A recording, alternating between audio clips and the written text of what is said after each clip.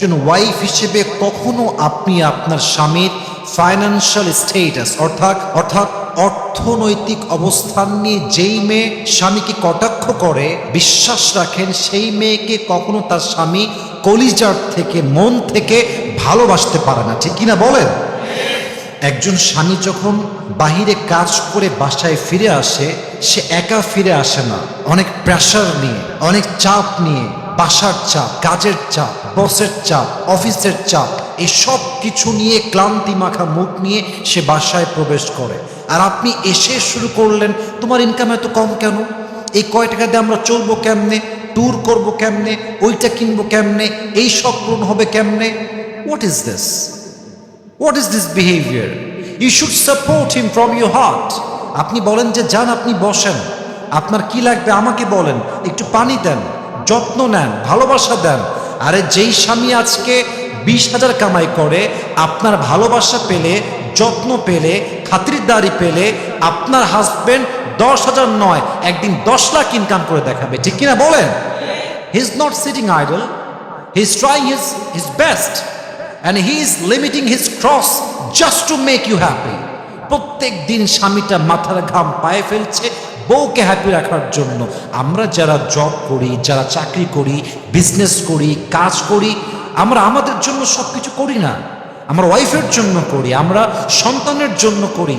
পুরুষ মানুষ মানুষকে নিঃস্বার্থ ভালোবাসতে পারে, ঠিক কিনা বলেন? So please, as a wife you have to support your husband. স্বামীকে কখনো তার অর্থনৈতিক অবস্থান দিয়ে কটাক্ষ করতে যাবেন না। আল্লাহর হাবিব সাল্লাল্লাহু আলাইহি ওয়াসাল্লাম বলেছেন, যেই স্ত্রীর মুখের কথায় স্বামী অসন্তুষ্ট, আল্লাহর জান্নাত তার জন্য হারাম। নাউজুবিল্লাহ বলেন সবাই।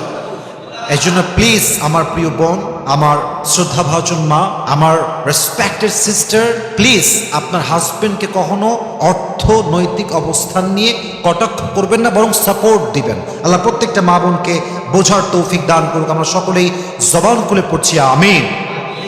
2 নাম্বার, আপনার স্বামীকে কখনো তার অভ্যেস নিয়ে, তার ড্রেস নিয়ে, তার চলাফেরা নিয়ে তুচ্ছ তাচ্ছিল্য করে কথা বলবেন না। মনে করেন যে আপনার হাজব্যান্ড ম্যাক্সিমাম টাইম লুঙ্গি পরে, মনে করেন আপনার হাজব্যান্ড সবসময় হাসি খুশি থাকতে পছন্দ করে, মনে করেন আপনার হাজব্যান্ড কথা বলতে গিয়ে একটু তোতলায়, কথাটা অতটা ক্রিস্টাল ক্লিয়ার না, একটু অস্পষ্ট, মনে করেন আপনার হাজব্যান্ড অন্যদের মতো স্মার্টলি ইংরেজি বলতে পারে না, কিন্তু আপনি যদি আপনার হাজব্যান্ডের উইকনেসকে নিয়ে মানুষের সামনে ফান করেন, তাকে ক্রিটিসাইজ করেন, এটা আপনি যতই বলেন যে আমি ফান করেছি, মজা করে বলেছি, বাট এটা হিউমিলিয়েশন হয়ে যায়, এটা অবজ্ঞা হয়ে যায়। এবং আমি একটা কথা বলছি প্রত্যেকটা মেয়েকে, এটা আপনারা কলিজায় লিখে নেবেন, একজন স্বামীকে পুরো পৃথিবীর মানুষ খারাপ বললেও স্বামী ভেঙে পড়ে না, কিন্তু একজন স্বামী ঠিক তখন ভেঙে পড়ে যখন তার বাড়ির বউ তাকে মিথ্যা অবাদ দিয়ে কথা বলে, ঠিক কিনা বলেন? পুরুষ মানুষ কখনো ভাঙে না, সহজে ভাঙে না, পুরুষের মনটা পাথরের মতো শক্ত হৃদয়। কিন্তু পুরুষ যখন দেখে আমার বাড়ির বউটা আমার বিরুদ্ধে চলে গিয়েছে, আমার বাড়ির বউ আমাকে ক্রিটিসাইজ করে কথা বলে, তখন পুরুষ তার সমস্ত শক্তি হারিয়ে ফেলে, ঠিক কিনা বলেন? এই জন্য মেহেরবানি করে don't criticize your husband, love him as like you can love him in this way. আপনার স্বামীকে এমনভাবে ভালোবাসেন যেন সে বলতে বাধ্য হয় যে আমার বউটা আমাকে যেভাবে ভালোবেসেছে আর যেমনি যত্ন করে, পৃথিবীতে এমন কোনো নারী জন্মগ্রহণ করে নাই যেই নারী আমাকে আমার ওয়াইফের চাইতে বেশি যত্ন করতে পারবে, ঠিক কিনা বলেন? আপনার স্বামীকে কোনো অবস্থানে, কোনো বিষয়ে তুচ্ছ তাচ্ছিল্য করে কথা বলবেন না। আল্লাহ প্রত্যেকটা মা বোনকে বোঝার তৌফিক দান করুন। পরের সবাই আমিন। 3 number, respect the profession of your husband. অনেক মেয়ে বলে যে তুমি এই চাকরি করো, তুমি এই 2 টাকার ব্যবসা করো, তোমার এই সামান্য চাকরি। এই প্রফেশনকে সম্মান না করার জন্য অনেক পুরুষ ভেঙে যায়। মাথায় রাখবেন, একটা পুরুষ ব্যবসা করছে এখন, আজকে তার প্রফিট 20,000 টাকা, জাস্ট ফর অ্যান এক্সাম্পল, কিন্তু প্রফিট তো সারা জীবন 20,000 থাকবে না, তো একদিন 20 লাখে যাবে, একদিন 20 কোটি পর্যন্ত যেতে পারে কি পারে না? আপনার স্বামী গার্ড হতে পারে, আপনার স্বামী একজন দিনমজুর হতে পারে, রাখাল হতে পারে, রিক্সা চালক হতে পারে। আপনি বলবেন যে যান, আপনি যাই করেন, আপনি তো হারাম কামাই করছেন না, আপনি তো হালালে আছেন। আমরা হালাল কামাই করছি, হারাম খাচ্ছি না। আরে ভাই, কত স্বামী আছে 30 লাখ টাকা ইনকাম করে অবৈধ পথে, বাট তার বউ 30 লাখেও সুখী নয়। এবং একজন যুবক রিক্সা চালায় খায়, ইনকাম মাত্র মাসে 7,000 টাকা, 10,000 টাকা হালাল ইনকাম, বউটা খুশি, স্বামীও খুশি, ডিমান্ড কম, একে অপরকে ভালোবাসে, অল্প টাকায় সেই বরকত আছে যা 30 লাখ টাকার মধ্যে নাই। ঠিক কিনা বলেন? আপনার স্বামীর প্রফেশন নিয়ে কটাক্ষ করবেন না, মাথায় রাখবেন work doesn't define a man but character does. মানুষের যোগ্যতা, মানুষের কাজ, এটা দিয়ে মানুষকে জাস্টিফাই করা যায় না। মানুষকে ডিফাইন করতে হলে মানুষের চরিত্র দিয়ে তাকে ডিফাইন করতে হবে। ঠিক কিনা বলেন? একজন অনেক বড় ব্যবসায়ী হতে পারে, বাট তার চরিত্র খারাপ, এই মানুষটা কোনো ভালো মানুষ হতে পারে না। এর জন্য প্লিজ আপনার স্বামী প্রফেশন নিয়ে কটাক্ষ করতে যাবেন না। আল্লাহ প্রত্যেকটা মা বোনকে বোঝার তৌফিক দান করুন, পরে সবাই আমিন। 4 number, it's very sensitive. It's very sensitive. I think a lot of women, they have this fault. এটা খুব বাজে একটা স্বভাব।